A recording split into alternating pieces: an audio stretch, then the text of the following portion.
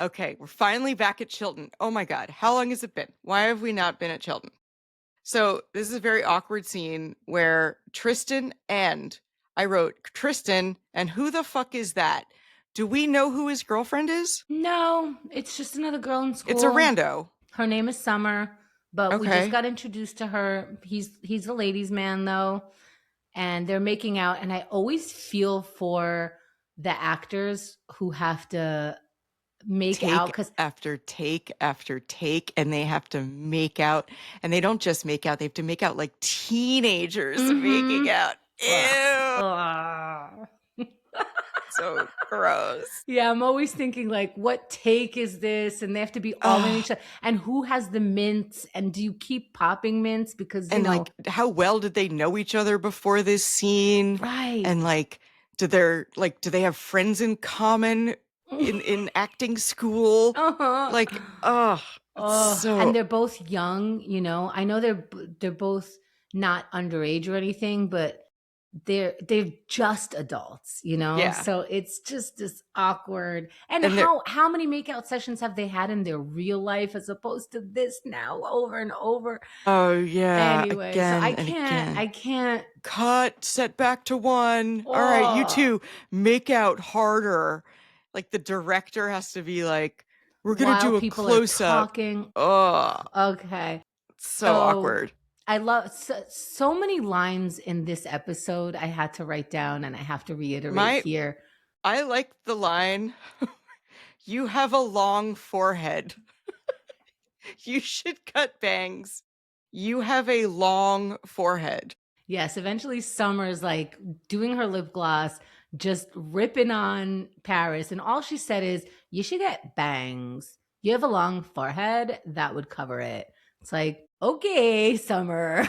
Thank you, Thank Summer. you. But before that, while they were making out, Paris was like, spawn in front of someone else's locker, please.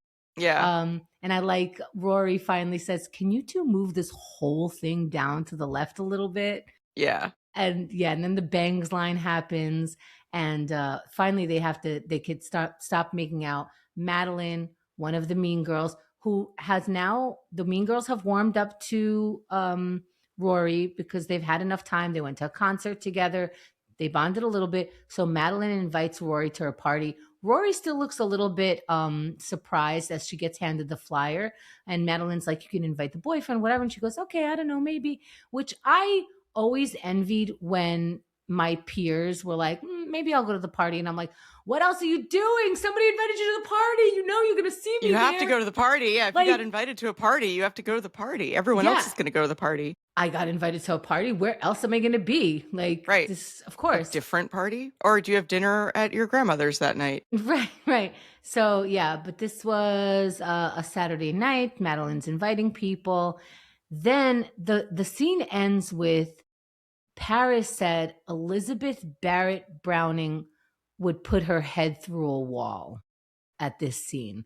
And I had to look up who Elizabeth Barrett Browning was.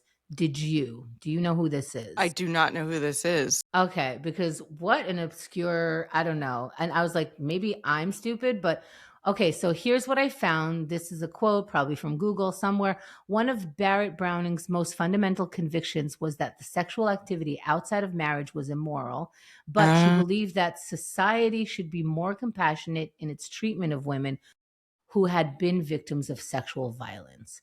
So this was a big mouth woman back in the day. Wow. What era did she live?